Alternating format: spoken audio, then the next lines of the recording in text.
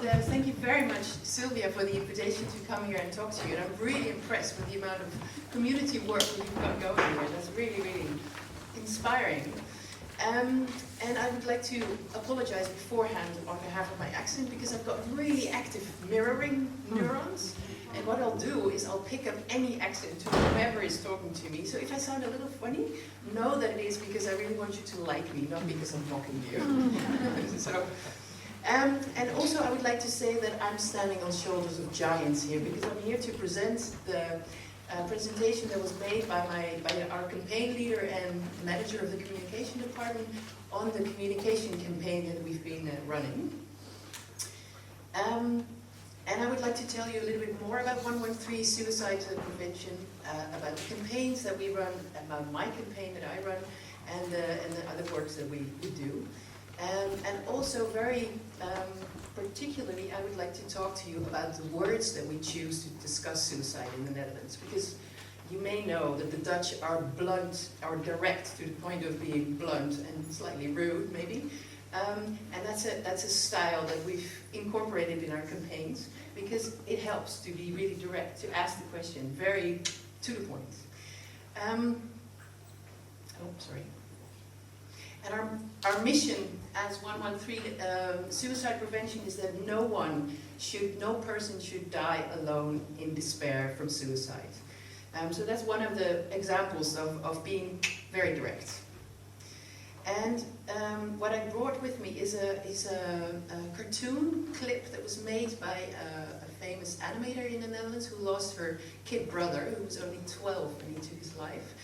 And it shows a little bit, it goes into the language and the choice of words that we use in the Netherlands. What makes someone end their life? I can imagine certain circumstances. OMG, this is the worst thing that ever happened to anyone ever. But even in my darkest years, when death indeed seemed like a viable way out, everything's fucked up and hopeless and it will never get better, I couldn't imagine really actually going so far as to end up in a hospital or a coffin. There'll be a new Dexter app today. Awesome. For my brother, things were different. He took his own life when he was only 12 years old. So, this is what they call life. Okay. Bye. Could it have been prevented? How could I have helped? Why? That last one is especially persistent. My brother didn't leave a suicide note, so guesses are all we have. The CBS defines 5 categories as reason for suicide. This is their average chart. 7% physical ailment, 8% domestic circumstances, 46% mental illness, 29% unknown, and 10% other. But there's rarely just one simple answer, one cause. I'm a complex model of different factors. Personal circumstances, personality, background, genes. Great! In the end, what motivated the dead will remain in the dark.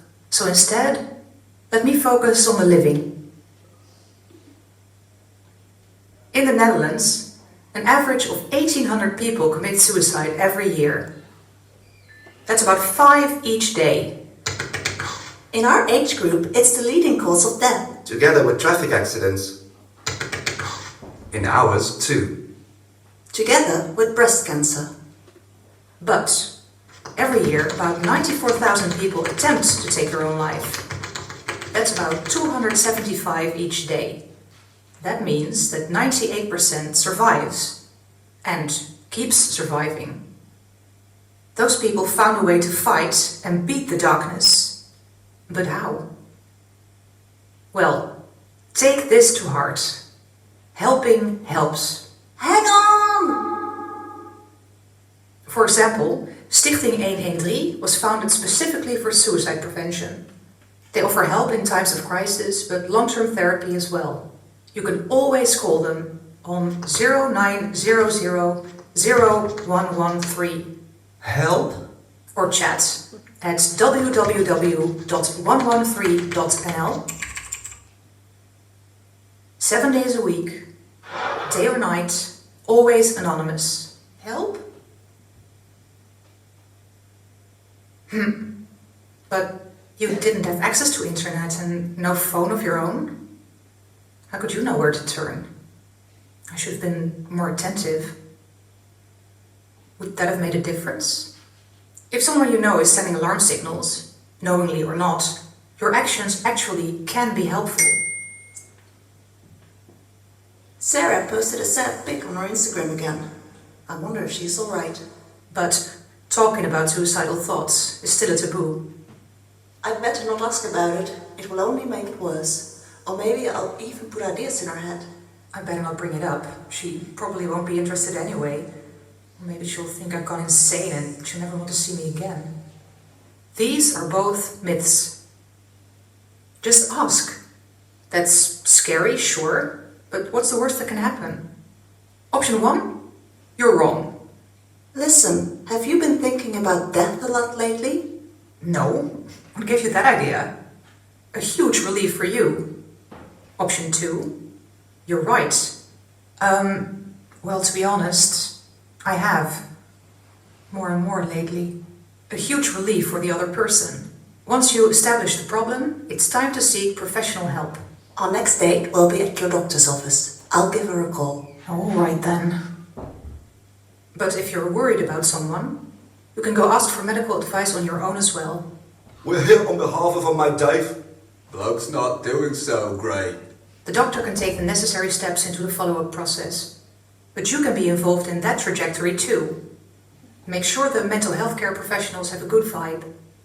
Help them by providing valid information about their new patient. I brought some of her old exercise books. Perhaps there's something relevant in there. Mom! Suicidal people can get trapped in their own suicidal thoughts. So, you have to keep an eye on them. Are you still connecting, or are they disappearing into their own mind? At the same time, once the follow-up therapy is in full swing, you will have to keep your distance. You might want to monitor someone 24/7. Isn't this nice? Fantastic. But that's way too intense for the both of you. The patient not only needs care, but also space to be able to recover. Not an easy balance at all. Wait up, I'll get my coat.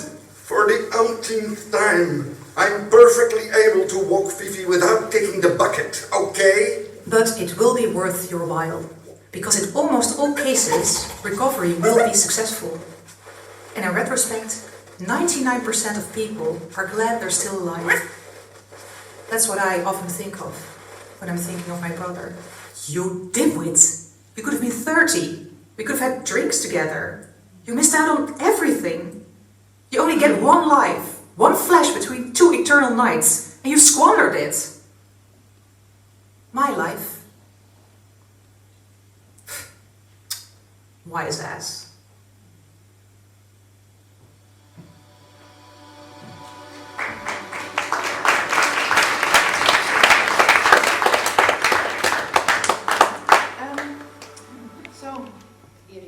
Was the name of her brother. So it goes to show a little bit about the kind of text that we would use in the Netherlands. And it's obviously very, very culture sensitive, the kind of words that you choose. She was already referring to it in the animation that 5 people every day die of suicide in the Netherlands. 40 people every day come into the emergency help after an attempt. And 55% of the people are between the age of 40 and 60. So, whereas it may be the leading cause amongst youngsters, the good news is that it's still a very rare occurrence amongst youngsters, and it's a big problem in the middle-aged group. And we this is the rationale for my work. 40% of the people who commit suicide are seen in specialist mental care. 60% are not. But they are seen by all of us. And that's why my official function title is quartermaster, which is also a term from the army. And in the army, it's the one who moves in after they've scouted a nice terrain, and I get to decide where the latrines have to be dug. I'm not about that. And I was telling this story about my function title to an American PhD student in our organization, and he said, yeah, quartermaster, I know this from my fraternity home. That's the one who makes sure that there's always enough beer. So I'm not about latrines, not about the beer, but I am about getting communities to work together to weave a fabric, a safety net for all of these people. And one of our prime tools is this communication campaign, that we get the word out, talk about it, please. Reach out to people and do not evade the question because it's difficult, but please step up. We pay special attention to different risk groups, and one of them is people who are living on benefits. They have a 5-time higher risk to commit suicide. And this is how the Netherlands compares to the rest of Europe. You see us, pointed out, Ireland is right there. So you have about an average about 12 per 100,000 inhabitants. in the Netherlands is about 11. Russia, talk about alcohol, it's really top of the list. What we do know about young people is that 1 in 10 have suicidal thoughts, and 1 in 25 actually attempt to take their own lives. And imagine that means that every classroom might have somebody in it that has attempted.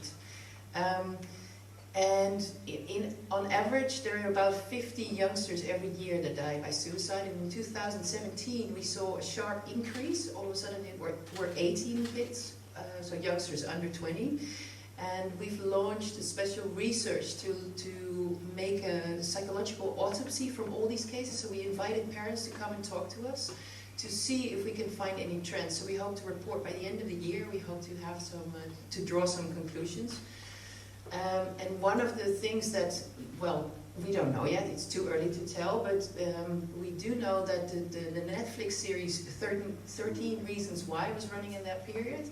And one of the successes that we had was that they took out the end where they actually show the committing of the suicide. They took that footage out, and that will make a big difference, because we know that showing a method or portraying suicide as being a very heroic kind of deed or a cool kind of thing to be doing, that attracts other people, especially young people. Whereas if you emphasize that it's such a shame that somebody didn't reach out for help, and that there's so many different ways that you can help somebody, that actually attracts people or entices them to seek help.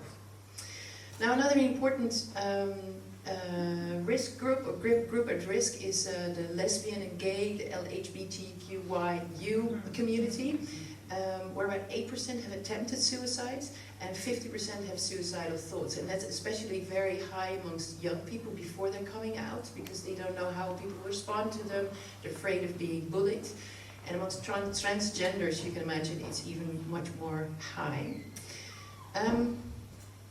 So what do we offer as 113? Sylvia was already referring to it. Primarily, we are a helpline. So 24 hours a day, people can call us and they can chat with us. About 1/3 of all the calls that we are phone calls, and 2/3 are chat communications.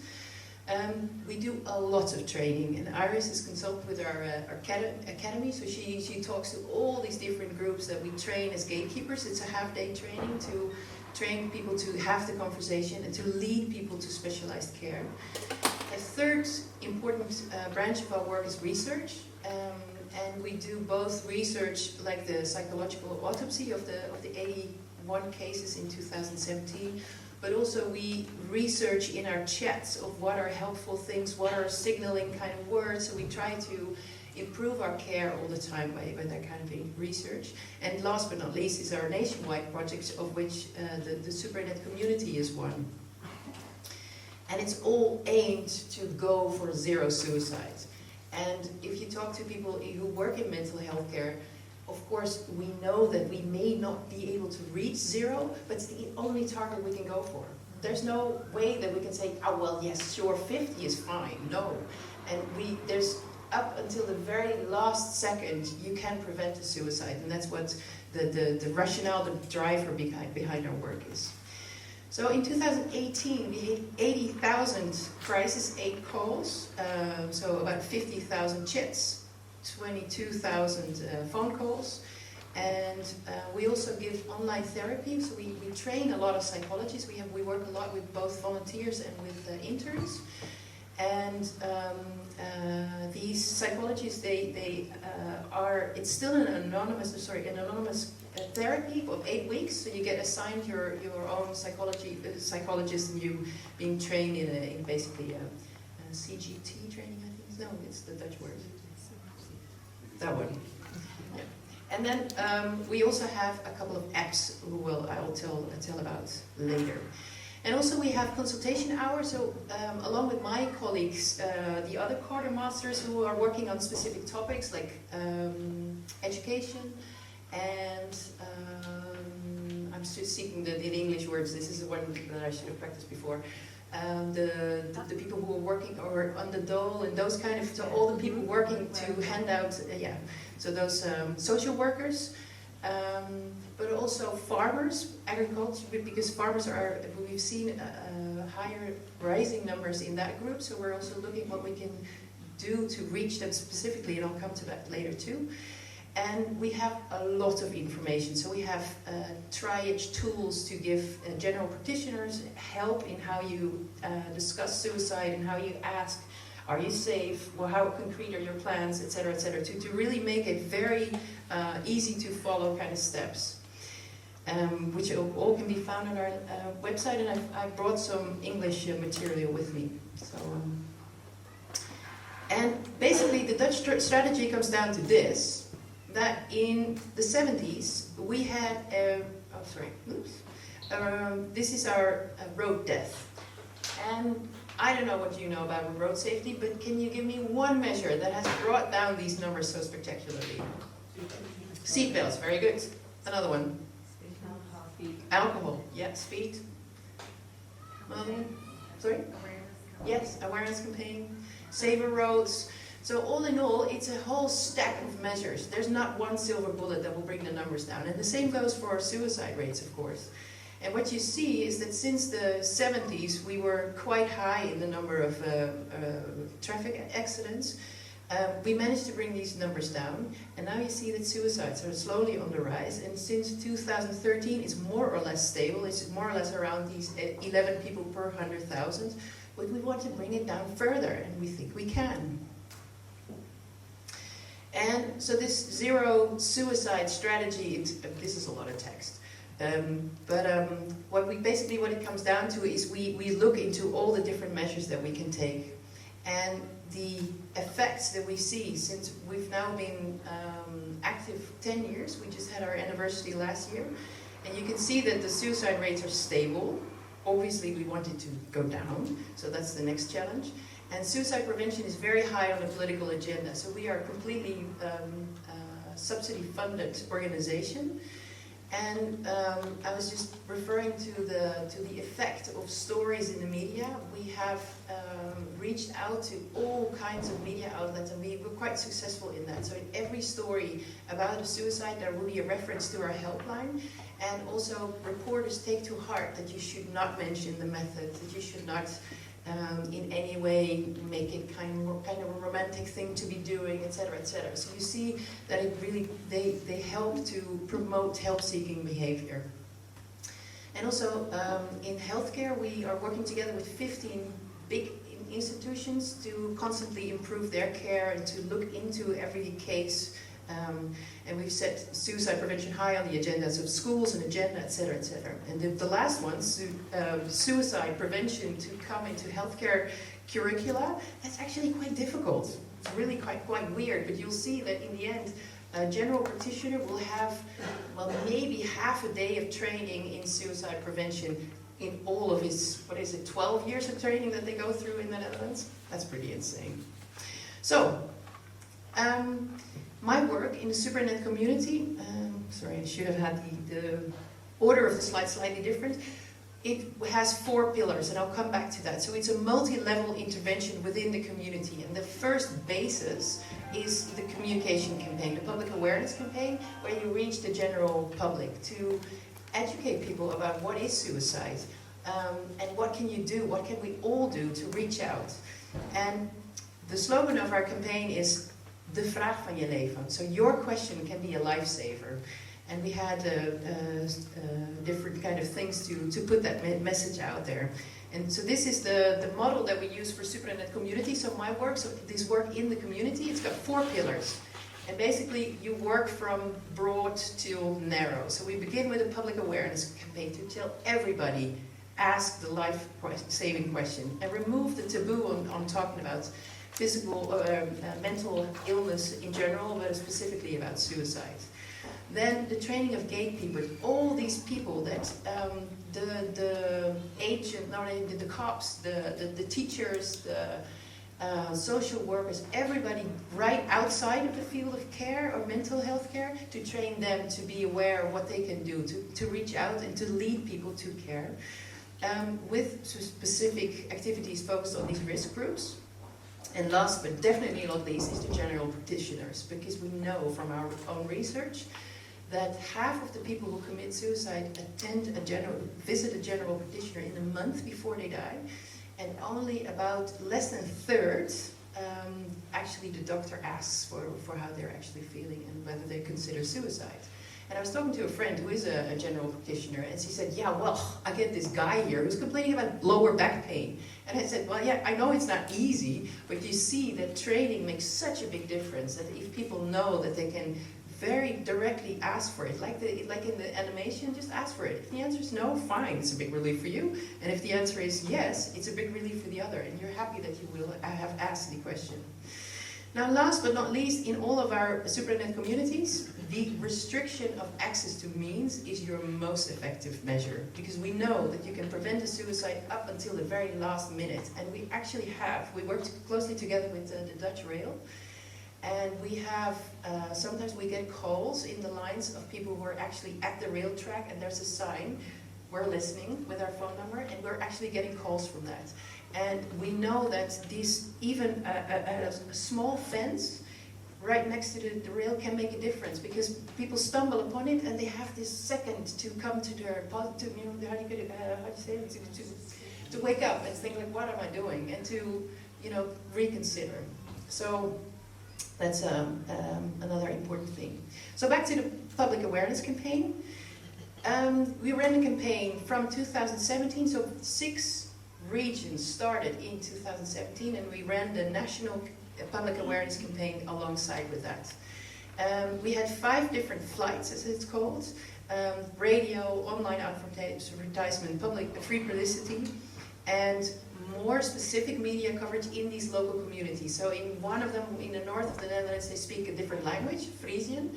So we had a radio spot in that, in Frisian, and we had local celebrities making songs, and there was all sorts of activities about it. And also the regional TV centers were quite keen to participate, because they feel their responsibility very strongly.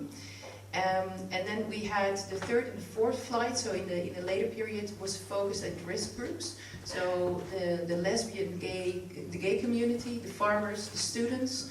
And the last one, the 5th one, was about the Just Ask app that you can download on your phone, which trains you to how to pose the question. So a few examples. In the 1st and the 2nd flight, we used these kind of things. I'm not sure whether you can read it. I wanted to die. At least I thought I did. Thankfully, my teacher asked me a life-saving question. And the other one is, do you ever think enough is enough? Thankfully, my sister asked my life-saving question. So we were really stressing how everybody around you can make a difference by asking a question. So it's really important, empowering to know that you can do something. And the other one, the ones that we used to teach you, have considered suicide. Thankfully, my doctor asked it. I wanted to die. And thankfully, my teacher asked my life-saving question.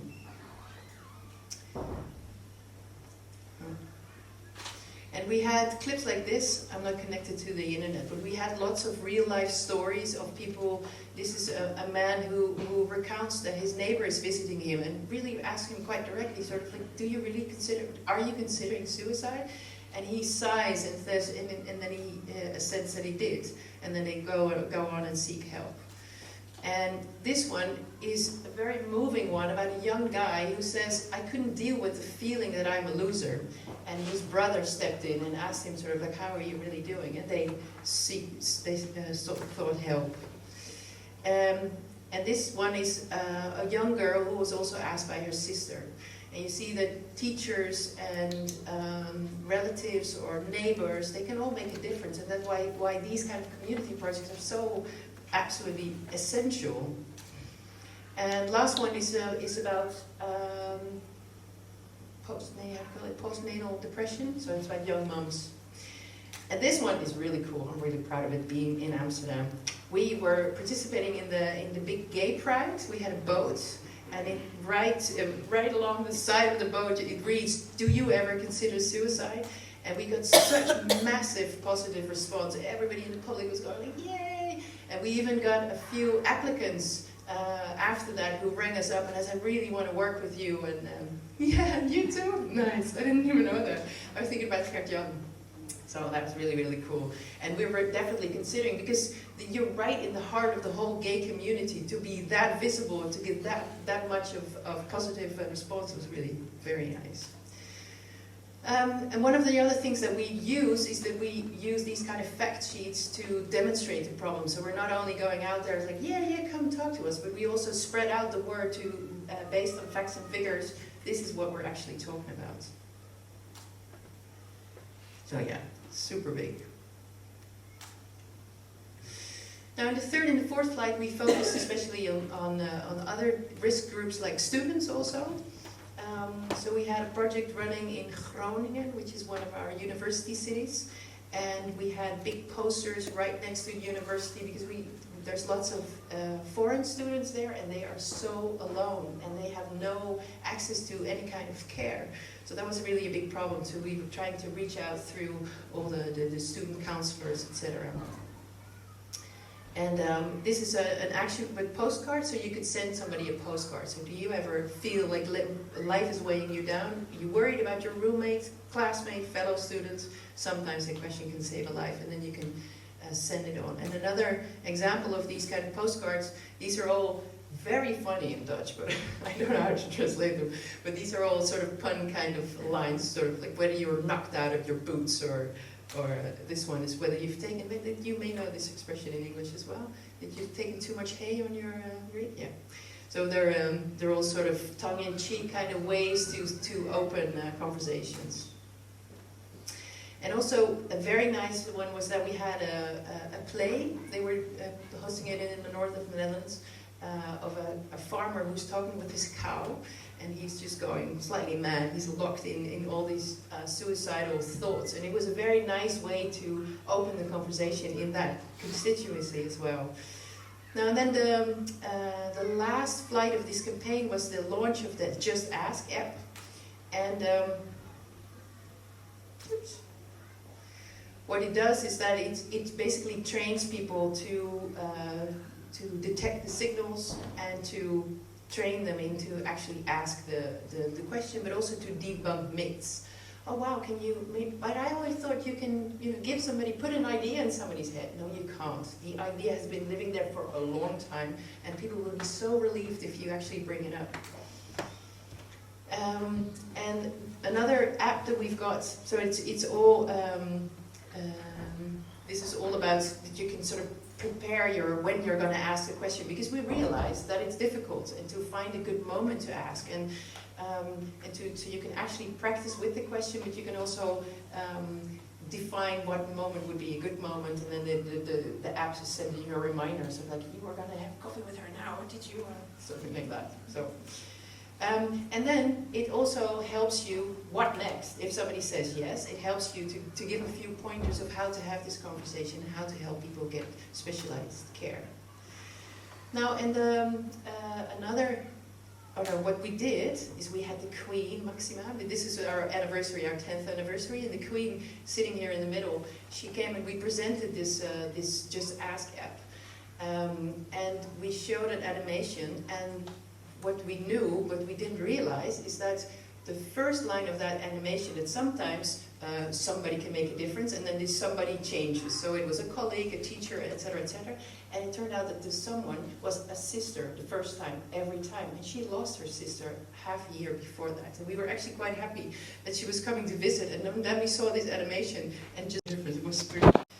But it did her a world of good, because that's also what we find in this psychological autopsy research, that people really feel so relieved that they can talk in extenso about what happened to them. Now, the effects. So we measured before and after. We measured in the Supranet Community, so the 6 regions that we had, and we had an exposure-response relationship. Very thorough, very scientific. And this was the result of the campaign. So we've seen that the brand awareness, the name, the knowledge of the name has risen dramatically, and also the amount of crisis calls has risen dramatically. So we are expanding our 6 regions to 16. We got an extra subsidy from the government to recruit new regions, so I'm very busy doing that. And I give this talk in many, many places, because I keep stressing, this is a text from the Berlin Wall, many, many people in many small places who do many small things can change the world. And that's what you guys are doing, that's what we are all doing, and that's what we should be keep on doing, because that's the only way we can bring these dramatic numbers down. So thank you very much.